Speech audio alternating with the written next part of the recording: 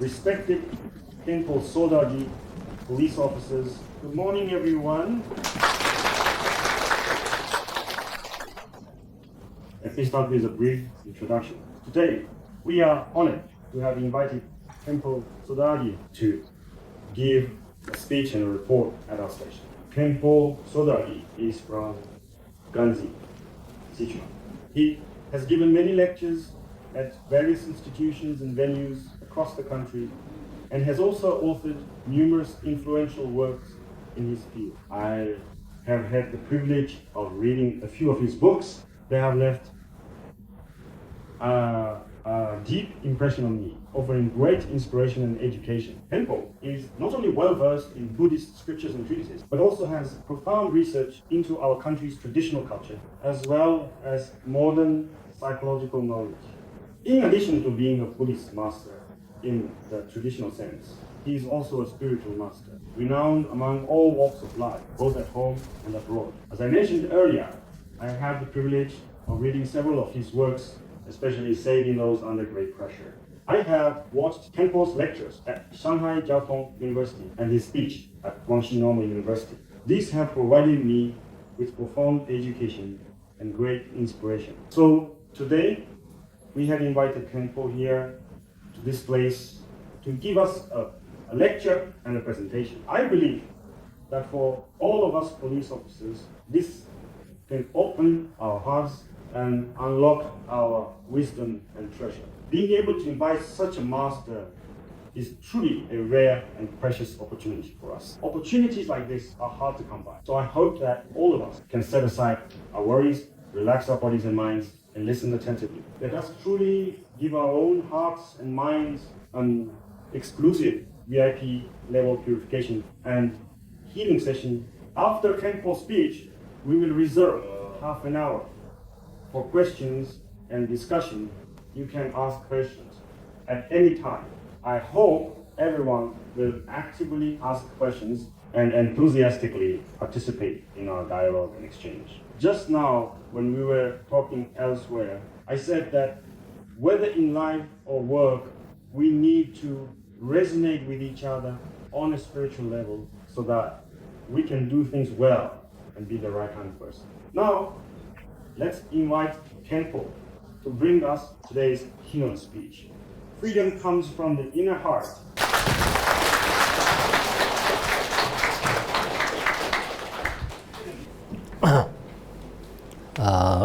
Respected director and all the police officers, I am very glad to have such an opportunity today. I am truly excited and grateful for the opportunity to learn and grow together with all of you as we embark on this journey of discovery, sharing knowledge, and supporting each other every step of the way. I am someone who loves learning because discovering new things and understanding how the world works brings me a lot of satisfaction. As for how I see myself, I am truly a lifelong learner. Whether it's traditional Buddhist philosophical teachings and wisdom, or modern psychology, for example, with both Eastern and Western cultures. I have a very strong interest in all of them.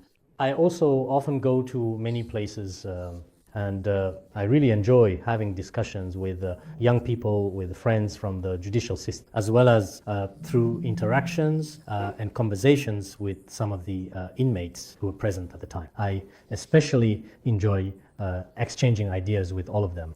In the process of these exchanges, I have indeed gained a lot, myself personally.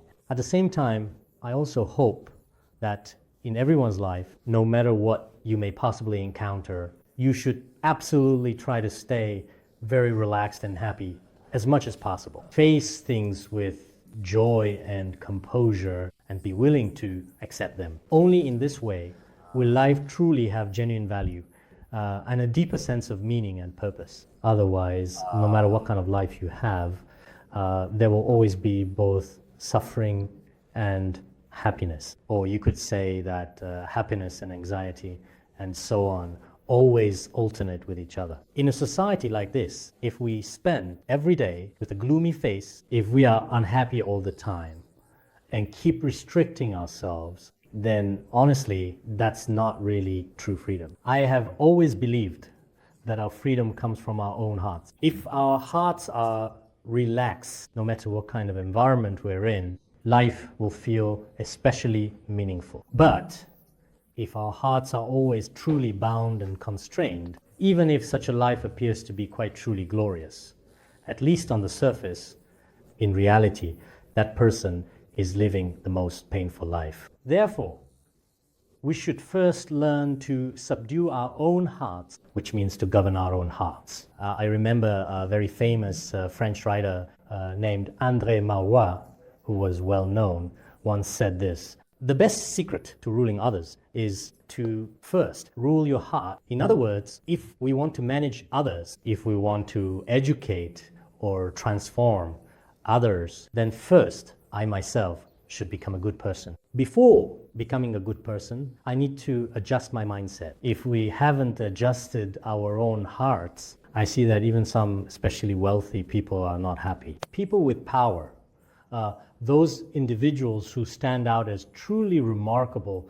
authorities in their fields, are also often not happy. Some people are young and beautiful, extremely attractive, yet they are still unhappy inside. So I think for people living in this world, the first thing is to observe your own heart. All freedom comes from within yourself. What we call freedom, in fact, according to the meaning in English, if we interpret it directly, it also means liberation, and it also means being free of charge. Actually, this kind of joyful freedom, absolutely free, delicious food for everyone. The key is whether you are able to make use of it. This is a very meaningful thing.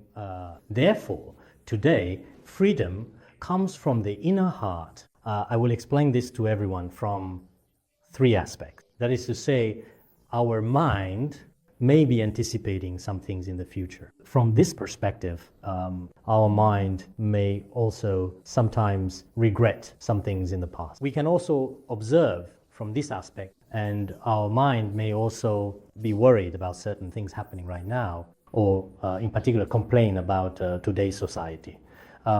So there are these three aspects in that case for everyone present here today. What I mainly want to do is share with you from these three perspectives. First, when facing the future, do not worry, what does this actually mean? Everyone may, at some point in their lives, have a certain kind of worry. For example, some of us, in terms of our own bodies, no matter who it is, I believe you police officers are human, we monastics are human, and even the people you manage are human too. But all of them have a certain kind of worry. So what are they worried about first? Some people say it's simply about their own bodies. For example, for men, many are concerned that when they get old, their bodies might lose strength, their hair might all fall out, or something like that. For women, it's that when they get old, their faces will be full of wrinkles. My whole body really won't be slim anymore. Or I'll have this or that issue. There are many aspects to it. This also, of course, encompasses our own work as well. I worry that my superiors will be unhappy and criticize me. And I'm afraid that people below me will report me that they'll sometimes do things I'm not satisfied with, and that I won't be able to effectively manage them well. There are also worries among colleagues, because nowadays in schools, many people, when they first come out, only learn knowledge, learning without good interpersonal relationship. When they get to the workplace, relationships between colleagues, this is actually quite a significant challenge. When we communicate with others, if we want to have good relationships with people, it takes both courage and wisdom. So a lot of people worry living in this environment right here that it seems like many people have opinions about me and many are dissatisfied with me. What I do has to please those above and satisfy those below. Even getting along harmoniously with colleagues is a source of anxiety. Many of us may also worry about the future of our own families. That's a source of worry. For example, my parents are getting old and there's no one to take care of them. my own children really need to go to school. When it comes to schooling, it's also about looking to the future. If we have the means, we might wonder whether they can get into a good school. And if they can get in, will it be perhaps even just slightly better for them in their situation? Maybe even study abroad and so on. In my family, there are also other concerns. For example, my own family members, me, husband or wife, might be engaging in some improper behavior outside. Or maybe other people in my family in the future, during the course of life, might not be able to maintain the current situation and so on. We also often have many worries about our finances. For example, nowadays, many other people have actually already bought, in fact, quite a few houses. I haven't even bought a single house yet. I didn't buy my car at all. Even if I have a car, I want a better one. If it's a domestic car, I want to buy an imported one. And if I buy an imported car, I want a more high-end model. Human desires are truly limitless. People might worry about their finances, such as whether the money saved in the bank is secure. Will the renminbi depreciate in the future? Now, even the US dollar is affected. As different currencies go through inflation over time, and various global economic crises occur. Amid these economic crises, will I encounter any problem in our lives, including our families, our jobs, or even our own health? Personal health is also something many people worry about a lot. Although it is stronger now, your body has good shape, but will it stay that way in the future?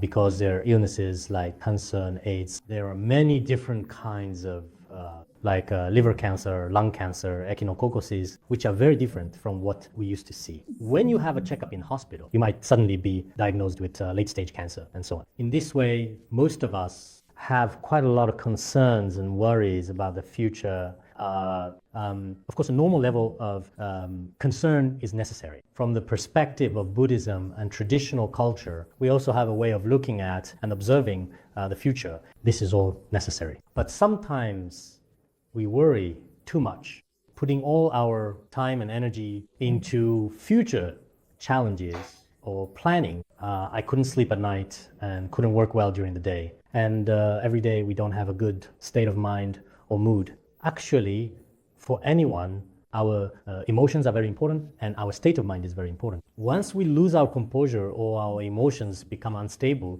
we often feel uneasy. No matter what we do, especially in these situations, and to others, it also seems like we're not quite ourselves anymore. This kind of mindset brings many negative effects to our lives, families, and work. It causes a lot of harm in all these areas.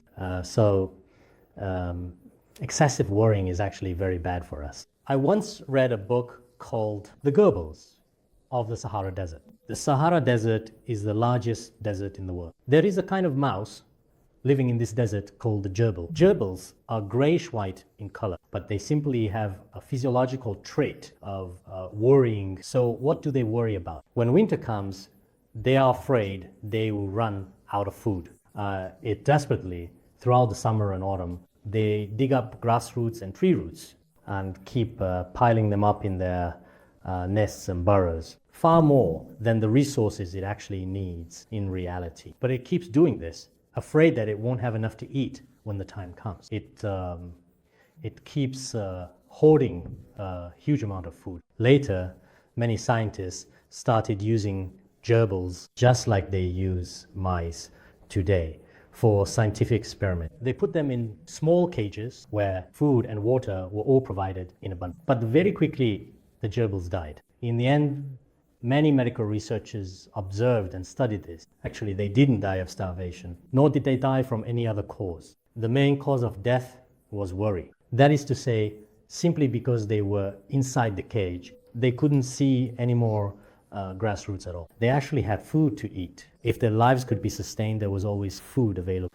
But psychologically speaking, finally, the gerbil passed away as a result of his ongoing worry. This is something quite significant in medicine. I've read about it before. There's even a book dedicated to discussing this. I think gerbils are related to the concerns of many of us now. They are pretty much the same. A lot of us are unhappy. In fact, I have a lot of concerns about the future. For example, if someone has a child, they're always thinking about what the child's future will be like.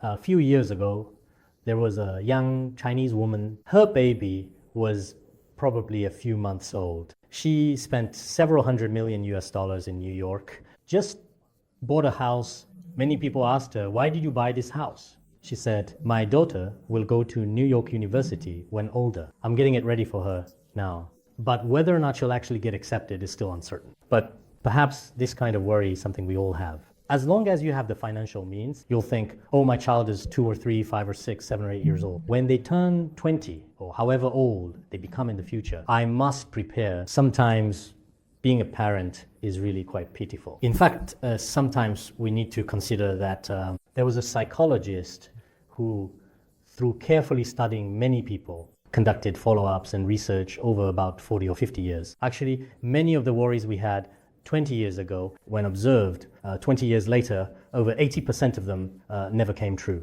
The things you originally worried about never happened. Those worries you had back then were not realistic. At this point, perhaps we can adjust our mindset. Do we have some dreams and thoughts about the future? Yes, we do. But some of them are actually inverted dreams. So in Buddhism, there is something called the Heart Sutra, or the Prajnaparamita Hridaya Sutra. It says, "With no hindrance in the mind, there is no fear. Far from inverted dreams, realize the ultimate nirvana." This means that our minds should not be burdened with too many worries. When you are truly happy, you should still live your life well. If you have attachments, then you will have many inverted dreams. Some young people believe it's an absolutely beautiful dream. But when I look at their dreams sometimes, they are completely unrealistic fantasies, even illusions. These are called inverted dreams, sometimes referred to as such. Some are overestimating abilities. You just can't do it. If you really want to achieve them, you would have to do many illegal things or act not in line with morality in order to achieve them. Therefore, everyone has their own unique causes and conditions in life, their own fate, and living such a life, in my opinion, should be very, very good. Our worries or desires for the future, at most, should be about wisdom. In the past, Confucius also said, a gentleman worries about the Tao, not about poverty. Generally, people with wisdom, those focused on the Tao, focused on truth, they simply don't consider if they'll be poor in the future. In fact, living in this world, if you are a good person, if you possess a certain level of virtue, basically everyone has their own path to survive. But if you keep worrying about this path, you might actually end up doing worse. Sometimes when we're driving and we really get anxious, we often end up taking the wrong route. If your mind is calm, then reaching your destination really isn't all that difficult. It's actually quite manageable. Therefore, whenever we do absolutely anything at all, we should observe carefully with wisdom. As for some unrealistic things about the future, having a little less of that might actually be better.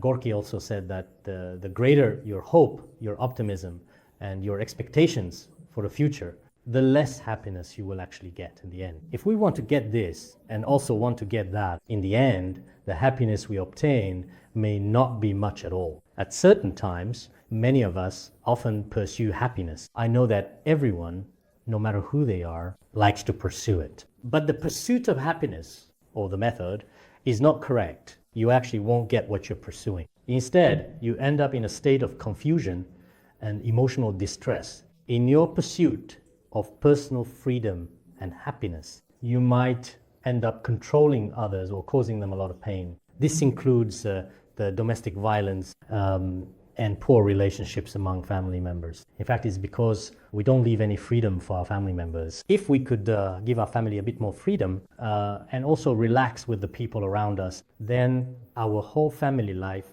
all together as one, as well as the atmosphere around us, will naturally improve and show an upward trend. So the very first thing I really want to share with everyone here today is don't worry too much about the future.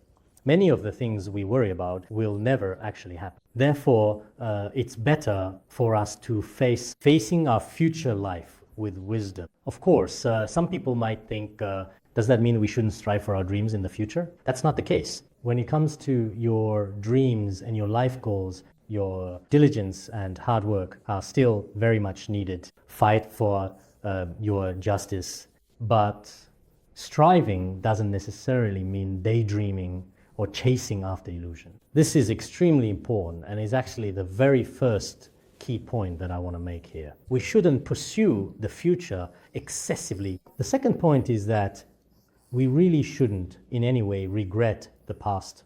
Not at all. Because when people come into this world, especially after growing up as individuals in their lives, there may be many different things in their lives that they regret. They feel that in their lifetime, the thing they regret most is, some people say that as they get older, they regret not having enough knowledge. When they were young, they were very mischievous and didn't study well. The well-known saying, if you don't work hard when you're young, you'll only regret it when you're old, is something that makes them feel very sad and deeply reflective. I feel this way myself because now when I go to other countries, I realize I didn't have the chance to learn different languages before, especially now when I go to Western countries. Hearing different languages sometimes makes me feel a bit uncomfortable or uneasy. Back when my parents were still alive, I was busy with studying and spiritual practice. I didn't spend much time with them. Now that they're gone, I often think about it. Oh, how was my mother back then? How was my father at that time? Now, if I want to spend time with them, if I want to talk to them, they have already left this world. This is a kind of regret. I think many of us might feel this way. You are always busy with your work. And when they were still around, it seemed like many of us didn't care. They were fine, just nagging all the time, and I just did my own things. But once they were gone, it seems like there's a feeling deep inside that in this world, you can't even find a single strand of their hair, not even a trace of their shadow can be found. When they were alive, I didn't really spend time with them either. Actually, parents really truly hope that their children would just spend a little time with them, sit with them for a while. They're always thinking about you and your well-being. He may think about it many times during the day and night. But as children, when we think of our parents, maybe it's only once or twice a month or every few days. Maybe even this is not necessary, especially now under the influence of Western education. Many kids emphasize individuality. Parents basically don't need this kind of mindset. Even those kids who study abroad in the West, after they come back, apparently in their hearts, they're not very concerned about their parents either. They're acting different like that. In this kind of trend, maybe many people, when their parents truly leave this world, end up deeply regretting it. And then there are our friends. When we're together enjoying wonderful times, you might not really feel it. But when they suddenly leave, when they suddenly disappear from your world, you realize just how precious they were. When they were alive, when they were still with you, or when you were together, how wonderful those times were. It includes our school years, spending a rather romantic and memorable childhood filled with laughter and joyful moments, together with all of our classmates, whether you were in middle school, elementary school, or whichever school you attended. The whole atmosphere back then was filled with a particularly joyful mood. Even now, when I think back on it, it's not just ordinary people like us. I see that many famous people, for example, once Jack Ma said that buying Yahoo was his biggest regret. Yu Ming-hong once openly admitted in an interview that the thing he regrets the most in his entire life is his company is going public, because after the company went public, he no longer had freedom. The celebrity Sun Li, when she was asked by other people about what her biggest regret was in her life, she said, before last year, she had never regretted, but later, she started trading stocks and ended up losing a lot. That was, quite simply, her biggest regret. Everyone probably has many things they regret in their lives at some point or another. Some people inevitably have made mistakes at work at some point in their careers, and because of the mistakes you made at the time, you can't hold your head up around others. We have a common saying, one that many people are familiar with. Once bitten by a snake, one fears ropes for years. Once you steal something, once you do something bad, for quite a long time afterwards indeed, many people will be wary of you at first, which is a natural response when they don't know you well. To some extent, everyone would make mistakes. As they say, to err is human, who is free of faults. People, after all, are not born as saints. In life, it is impossible to be absolutely perfect. It's simply impossible to be truly flawless. Everyone has, at some point in their own life, made such mistakes. After all, it happens to us all. In a lifetime, some people have had abortions. Some people didn't cherish certain opportunities at the time, and in the end, lost those opportunities and so on. We actually do genuinely regret these things sometimes. But this kind of regret shouldn't be excessive either. In fact, according to traditional culture, including Buddhism, it's acceptable to feel remorse for the wrongdoings you've committed in the past. Open confession and repentance is acceptable. But once you have repented in this way, that's enough. It's not that I'm always or even constantly thinking about it. Some people keep thinking about it constantly. If so, it may cause mental problems. Nowadays, in this world, there are people with depression, autism, and anxiety disorders, and there are syndromes, including that we check WeChat every day. I think you all shut down now. It'd take a lot of courage, because after a while, you want to check it again. What's this called? Now, it's called WeChat dependency, or mobile phone dependency. Not checking 3 minutes is unbearable, but in reality, there's nothing that important on your phone. Yet, people are constantly dependent on it in their everyday life. When they wake up, they check their phone first. Before going to bed at night, the last thing they do is check their phone.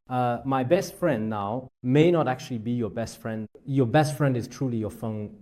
You use your phone for nothing, wasting a lot of time every day. In the past, many people loved to study, but now, due to mobile phones, including myself, and at times, even me, sometimes, when reciting scriptures or doing certain things, I have to make sure to turn it off. If I don't turn it off, it affects my practice and learning. A very big and significant impact on me. Some people nowadays might be entangled by something from the past.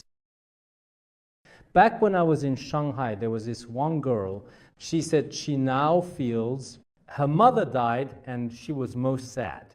Was that she didn't accompany her to the hospital before she died. Thought it might not be that serious. Unexpectedly, while her mother was in the hospital, she had already passed away by the time others were desperately trying to save her. She has been brooding over this matter ever since. For 2 or 3 years now, she just couldn't get over it for some reason. In the end, it even led to some mental health issues. So when we are adjusting our mindset, if something is harmful to you, if it causes you a lot of pain, you must learn to let it go and relax. If you don't relax and keep thinking about it, staying fixated on it, your mind will become too tightly bound. And in the end, it's very likely that in life, you'll encounter some problems or issues because of it. So what should we realize here?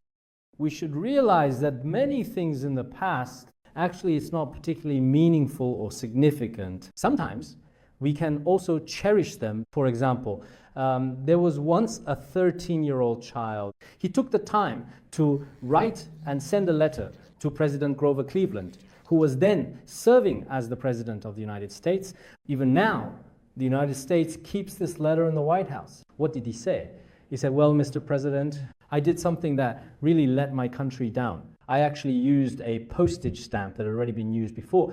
And interestingly, it wasn't postmarked at all. Now I realize my mistake and I deeply regret it. I sincerely want to do whatever it takes to make things right and to atone for my mistakes. Please, Mr. President," these words show that he bravely faced the mistakes and errors that he made throughout his life, the choices and decisions he regretted. Later, according to what some reporters have stated or suggested after this particular incident occurred, because he let go of what he'd been hiding in his heart all along. He spoke out. He was at last truly and completely freed from it, once and for all, finally. So there are things each of us should say, and in certain groups, we ought to speak up. If we bottle things inside, it's really not a good thing. It can easily turn into a psychological problem later on. Now, more than ever, in this scientific age, besides physical illnesses, there are also many psychological illnesses. There are so many psychological issues that even psychologists can't handle them. And even psychiatrists can't diagnose them. It's best to seek help from traditional Buddhist and Confucian teachings. They can offer some helpful assistance, the methods of adjustment. Buddhism examines the origins, development, and nature of the mind in a rather detailed and thorough way. So there are some methods available, but aside from that, it's very difficult. So At these times, it's best for us not to dwell too much on the past. We shouldn't worry about things already happened. There's a very well-known and truly famous saying that everything in the past is like patterns in water. Let them fade and disappear. Don't keep clinging to them and chasing after them.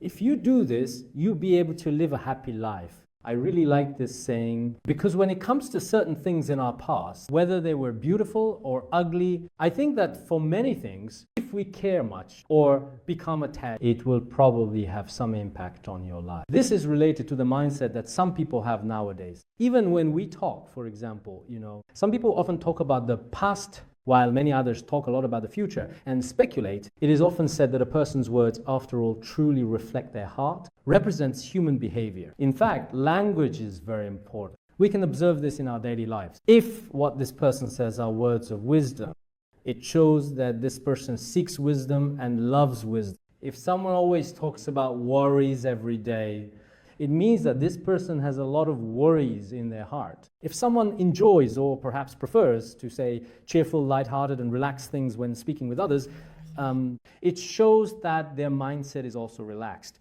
Our language is like a clear window through which you can see everything inside the room. In the same way, from a person's language, you can know what is hidden in their heart. Of course, there are some wise people who may appear simple despite their great wisdom and the precious wisdom, the knowledge and insight they keep hidden deep inside their hearts. Their words may not necessarily be revealed in front of the public and may not necessarily be spoken out in front of everyone, rarely said that way. But for most people, generally, our language, actually, in certain situations, is the spiritual legacy within their own hearts, which is expressed outwardly through language. At such times, we as individuals should also use our own wisdom to observe ourselves. If there are things from the past that are unnecessary and you keep confessing them openly in front of others, this may not be beneficial to you. This is what I really want to say about overwhelmingly excessive regret over the past and unnecessary excessive attachment to things. How exactly is this described in the Diamond Sutra? The past mind cannot be attained. The present mind cannot be attained. The future mind can't be attained. This statement is a very typical and unique expression. The mind of the past truly cannot be attained. Why is that? It's already gone. It's really no different from yesterday's dream. The present mind cannot be attained either.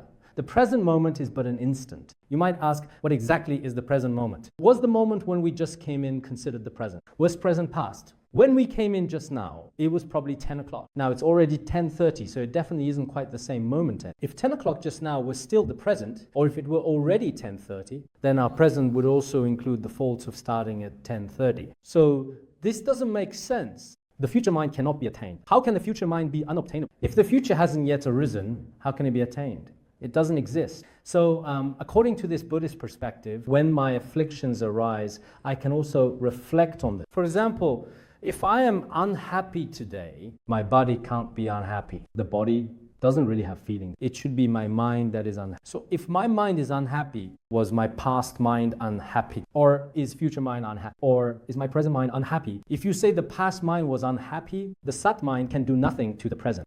All the minds before now, not a single trace of them exists anymore because they have all ceased moment by moment. They have all disappeared. You could say everything, all the experiences in my life are no different from last night's dream. Other than that, you can't find even a bit of it in the present. As for my future mind, when I think about it, I can't find it right now either. How can you find your future mind?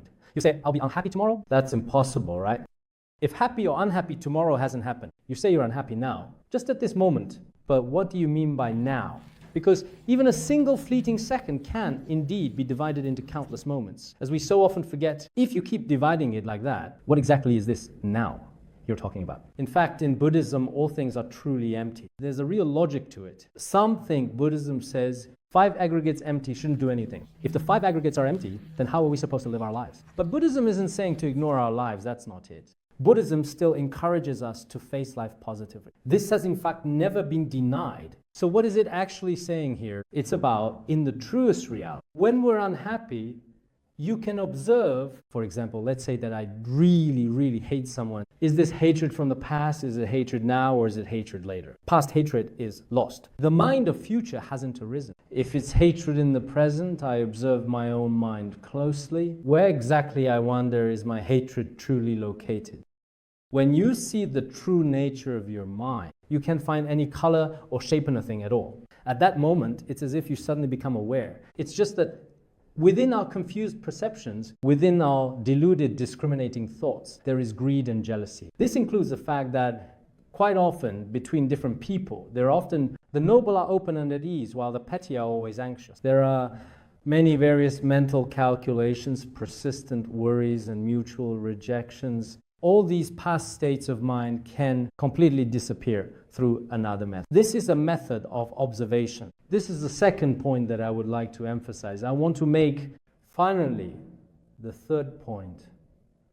Our present mind, as I just mentioned, there's no need to worry about the future and no need to regret the past. So in the present moment, there's absolutely no need to complain at all whatsoever, because right now, as everyone already knows, you see, in society nowadays, it is quite common to see that many people tend to complain about various things quite a lot. For example, at work, as is common, people complain about their bosses, saying how unfair things are, that it shouldn't be this way.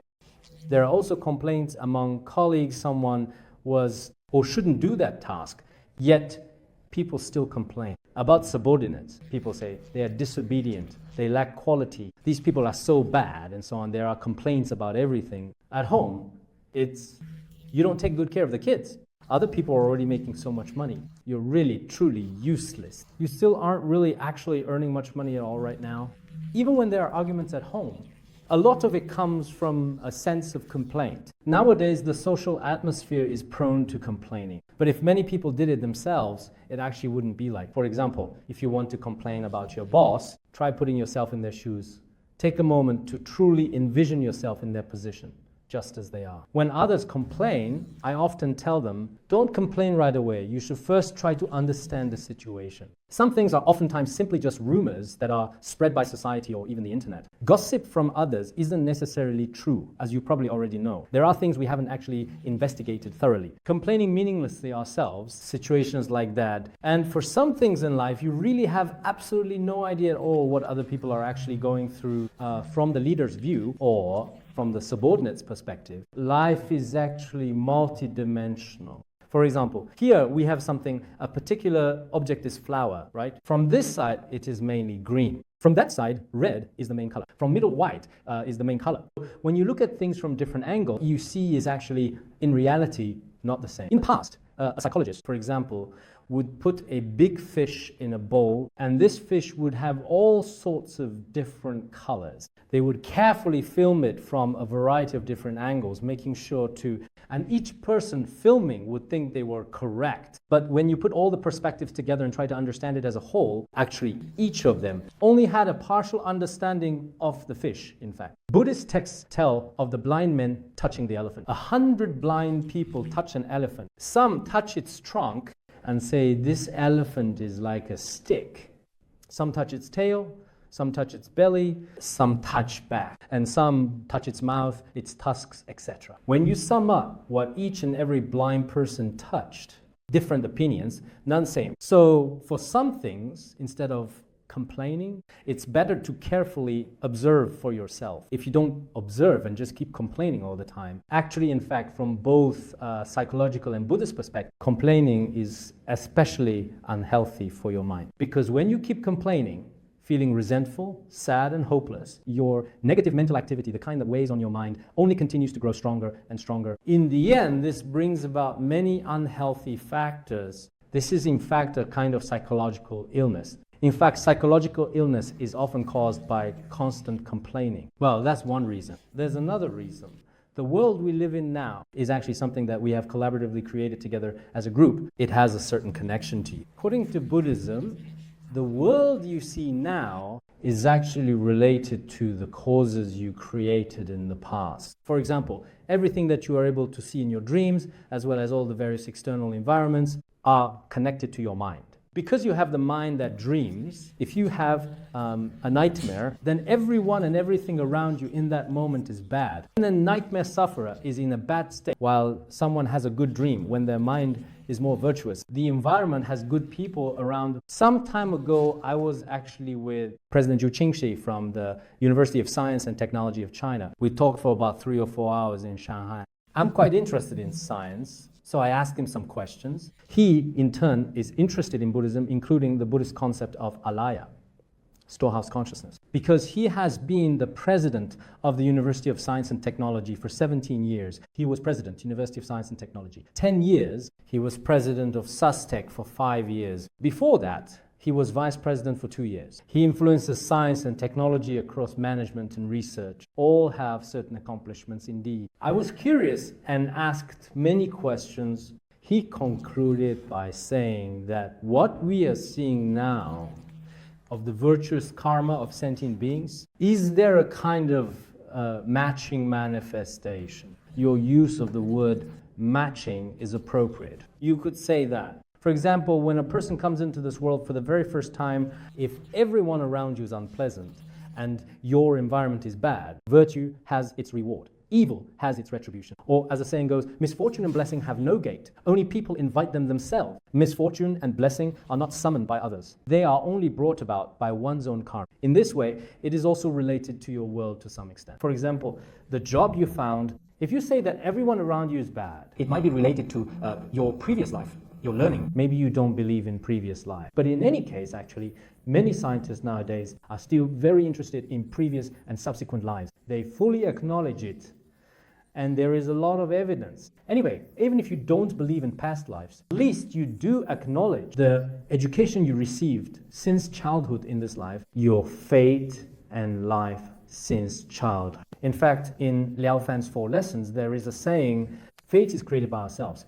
Good fortune or bad fortune are also determined by ourselves. Destiny is made by oneself. The fate we have is created by ourselves in the past. Your blessings and virtues are also created by yourself. Actually, it's not entirely predestined. Some people think that in Buddhism, our fate is just determined by what happened before, that everything is predestined, but that's not true. We do indeed have certain karmic causes and conditions for our fate. But afterwards, it also depends on your own diligence. Both these conditions are present. Only when both of these conditions are fulfilled does it become our life. So, is there any point in complaining now? There's no point. Why is that? This world, it truly is your destiny, your fate, and your future. If you complain, in fact, there's really nothing for you to complain about. Just like what President Zhu Qingxi said earlier, including your environment, friends, and social circle. All of it is matched and formed according to your own destiny. When you come into this world, you have chosen this very world. For example, if you end up in a rehabilitation center, your destiny has already chosen that place. If I become a monk in a monastery, my destiny has chosen that world. I'm in the temple and I complain about this or that. I feel there's really no point. Because my fate has already inevitably chosen this world for me, I should happily and with ease embrace everything that life truly has to offer. I should bring a sense of relaxation and light-hearted joy to those around me. Personally, when it comes to work, I am more energetic, more charismatic, and more diligent. So I think when it comes to our mindset, adjusting it is actually extremely important. Once a person's mindset is well adjusted, even if they face great difficulty, just like some people in the United States, during the financial crisis back then, some people didn't even have money for a cup of coffee. But those who managed to adjust their mindset well, even actually went out on the streets to beg. After some time, they eventually became wealthy again. But there were others whose circumstances weren't that bad during the financial crisis, yet they ended up jumping off buildings and committing suicide. When psychologists compared these cases, they found that if a person's heart is well adjusted, then no matter how harsh the environment is, things will still turn out well. If your heart isn't well adjusted, we often see some people who are wealthy and affluent, yet they are still very troubled. Their troubles aren't about a few cents or a few dollars, hundreds, thousands, or 10,000 yuan, not so. It's about $1 billion even tens of billions. Whenever they negotiate or communicate with each other, it's always about tens of billions, hundreds of billions, or many dollars. That's how they talk. So sometimes people with great wealth also have great trouble. Those in the middle have their own troubles, and those with little have their own troubles too. But if we don't learn to properly accept and deal with our troubles, our short lives will end in suffering. That would be a real pity. So we really hope that our current mindset at this point in time ideally can be adjusted in a wise way so that after carefully and thoroughly regulating it well, everything we do in our lives becomes truly meaningful and significant. We often think that no matter where we are in society right now, in any corner, doing anything, we should apply the Buddhist practice of exchanging self and others. I put myself in someone else's shoes to view the world and let them stand in my place. When we exchange perspectives and consider things, many issues become much easier to resolve in most cases. If I view only my way, sometimes our selfishness and self-interest get the better of us. If I am too selfish, I can't see the good in others, nor can I see others' difficulty. At this point, this becomes our biggest flaw. The truth of many things often gets obscured. We can't see things as they really are. This also has a significant impact on us. That's just one important aspect that I really wanted to share with all of you. Also, if I may, I'd like to mention something else here at this point. Normally, I don't really recommend books, but not too long ago I've been reading a book called Making the Impossible Possible, Henry Lee's Path to Success. It's about an international police officer, the world-famous Dr. Henry Lee. Many of you have seen him in different settings and watched his videos. He wrote his own autobiography. I think as a police officer, he once served as the director of a state police department in the United States. It must be difficult for a Chinese person to do so in America. His life and his daily habits, he is very altruistic because sometimes he says that in his previous life he was a monk. He mentioned this when he spoke at Peking University. This aspect is also quite interesting. But what I want to share today is that when he was a police officer, police officers are people too. In fact, any ruler is actually there to ensure the safety and property of the people are truly protected by law and kept safe. With this in mind, when serving as a police officer, one should show respect to everyone. And indeed, he himself sometimes did it, including around the time of the financial crisis. He had already officially retired. Originally at the police department, he earned $180,000 a year. After he retired, their leadership asked him to help them with their work because he was extremely skilled at solving cases, including 911 incidents during Bush's time. He participated in many major international events and his case-solving results were outstanding. Later, they asked him to become the director and he served 4 terms as director. When he was about to retire, they were really reluctant to let him go. They paid him $180,000 in salary and compensation each and every year. But later, unfortunately, because of layoffs, he had to leave. It seemed that many leaders in their police department and even some who had just started working also had to leave. In the end, he said, I don't want the 180. If I go around giving speeches, I can earn money. That's not a problem. If I take this money, many of the young people of you, no salary, no job. Their families are in a tough situation. They can't even keep their jobs. It's better to give it to them. The governor said, no, not possible. You still have to work for me. Finally, Lee told him I could go to work. We can do this legally and properly. You can pay me $1 a year. He took salary of $1, not the 180. This action is something that many of us might find hard to do. I don't want $180,000. I just want $1. Sometimes American laws are rather strange. Not long ago, Trump also said that he didn't need a salary in the White House. In fact, he only took $1. The US president's salary seems to be 400,000 US dollars. He didn't want the 400,000 US dollars, he only took $1. At that time, Dr. Henry Lee also said, I'll take $1. I'll give the 180,000 US dollars to them. In the end, after much effort, he finally convinced the governor. So they agreed to let him serve as the department head over there. Some of the things he did, his character showed special care for everyone. No matter who it was, he truly respected them. He would always protect and gently care for them all. This is extremely important for you to remember. The book, Making the Impossible.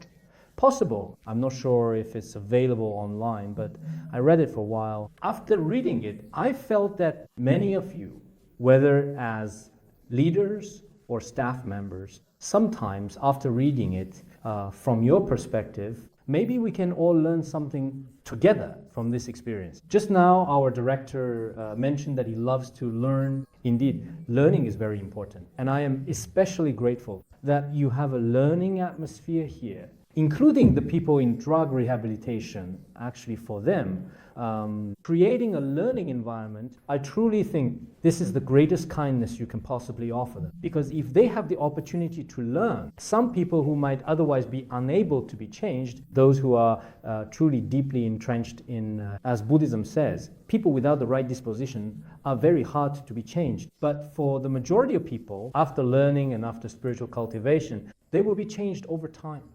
This is truly the best option available. If we rely solely on other methods for reform, that is one approach, we have to admit, but the results are not necessarily very effective. I've heard that here we have a lot of educational programs, including regularly providing psychological counseling for them, as well as all kinds of books and various lectures. I've also visited many prisons, and in some prisons, the atmosphere for learning is indeed very good. All the leaders, including the police officers and prison guards, they are all very eager to learn. They are in the whole world. Complaints, jealousy, and nitpicking, all kinds of such things are relatively rare. Of course, a world without any disputes simply doesn't exist. Every place has some minor issues where people compare, compete, or point out each other's faults. But I think these things are not important. What matters more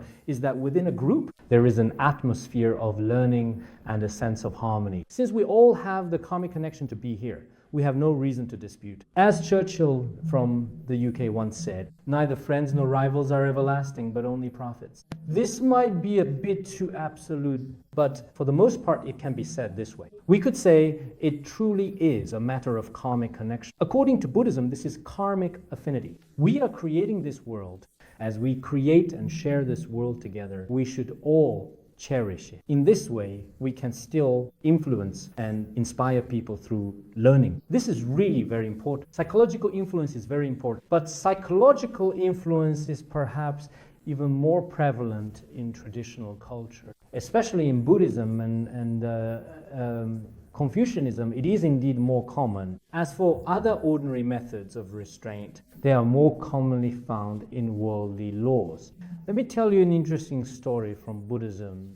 It's a story about regulating the mind. There was once a king. He had a particularly fine white elephant. There was an elephant trainer specifically responsible for training and taming it. Later, the elephant had already been completely tamed. The king said, I want to ride the elephant into the forest to hunt. Is it fully trained now? Yes, it's fully trained. Let's go into the forest together. So when they went into the forest, the large elephant suddenly caught the strong scent of a nearby female elephant and, without warning, started running wildly. The king began to scold it. But in the end, the elephant trainer said, you can only grab onto the tree trunk and find a way to get down yourself. Otherwise, now that its heart is filled with desire, there's nothing I can do either. Later, the king held onto the tree trunk as the elephant ran off. He didn't fall to the ground, he managed to stay upright, keeping his balance and remaining on his feet. After getting down, the king began to criticize him. Didn't you say the elephant was already tamed? Why did this happen? He replied, I really did tame the elephant. Its body has been trained and it is very gentle. But honestly, there's really nothing at all that I can do about its mind. Once its mind gives rise to anger or greed, honestly, there's really nothing I can do at all. But its body truly has been tamed. If you don't believe me, after a while, it will come back on its own. Later, after the elephant's affliction subsided, it did return. The elephant trainer said, if the king still doesn't believe me, let it pick up a burning red-hot iron bowl with its trunk and then carefully eat it. That's not a problem. Later, the king really did eventually see it with his very own eye. The burning iron ball, the elephant curled it up with its trunk, ready to eat it. The elephant trainer said, if the king orders it to eat, the elephant might die.